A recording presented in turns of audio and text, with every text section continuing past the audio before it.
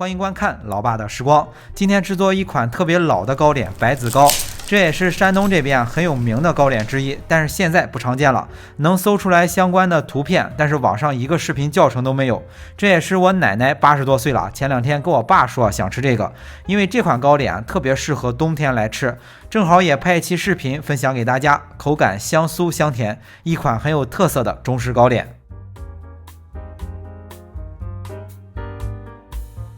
那这款糕点是用糯米粉做的，首先是准备200克的糯米粉，加入170克的水，揉成一个均匀的糯米团，我们这边都叫江米粉。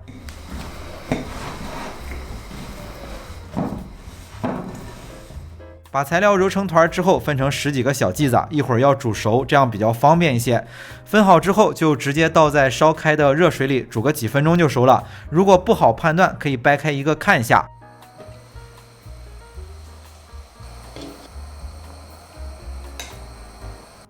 视频中大概是煮了5分钟左右，煮熟捞出的时候要控一下水分。盛出来之后最好先检查一下熟没熟，确定熟了就趁热先往里面添加50克的麦芽糖。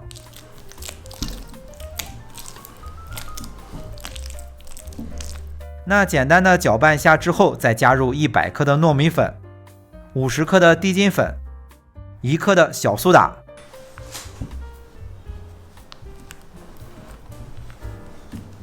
简单的翻拌一下之后，再加入20克的食用油，然后就把这份材料揉成一个团。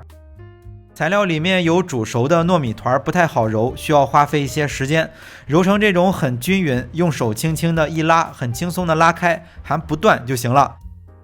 揉好之后，在案板上撒上少许的干粉防粘，在揉好的面团上再盖上1个碗，防止风干。松弛30分钟以后再来制作。等面团松弛好以后，多撒上一些干粉，用擀面杖擀成一张薄饼，大概有0.5公分厚的时候，就把面饼切成小方丁。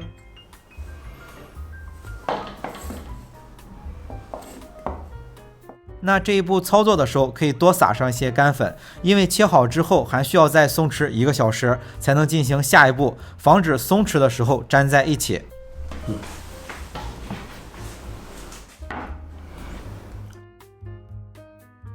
又松弛了1个小时以后，就把切好的小方丁倒在筛子里，把多余的面粉筛出来。这款糕点是油炸的，这个时候就可以提前把油加热上了。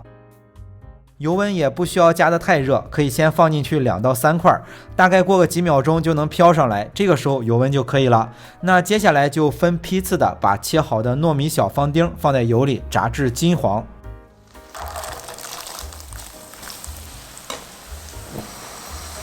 炸的时候分批次的往里放，但也不是一次性炸好，是先炸至微微有一点发黄的时候捞出来，待所有的全部炸成这种微黄的，稍微一亮再放进油锅里再炸一遍。炸好后放在一个镂空的网子里控出油，放凉之后就得到了一盆小豆子，里面都是空心的，特别的酥脆，然后熬制少许的糖浆把它粘在一起。炸的时候颜色可以稍微深一些，像油条的颜色都没有关系，我感觉老一些反而吃起来会更香。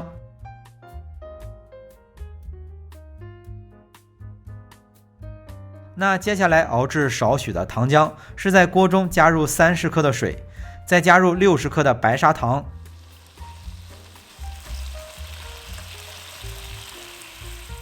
待水开，白糖融化之后，再加入180克的水饴，就是麦芽糖的一种。那如果全都用白糖和水也可以，就是做出来会太甜。水饴的甜度我感觉也就有白糖的1半，这样简单又方便，而且做出来的糕点还不齁得上。就是我们这边的土话，大概的意思就是糖吃多了嗓子不舒服。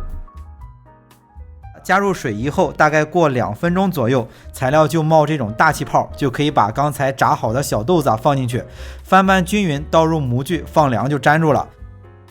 糖浆熬制的时间长短会让做出来的糕点有不同的颜色，比如挂霜的怎么熬，这种结流粒的怎么熬。这里也用不到太复杂的，做这种糕点就看着冒这种大气泡就可以了。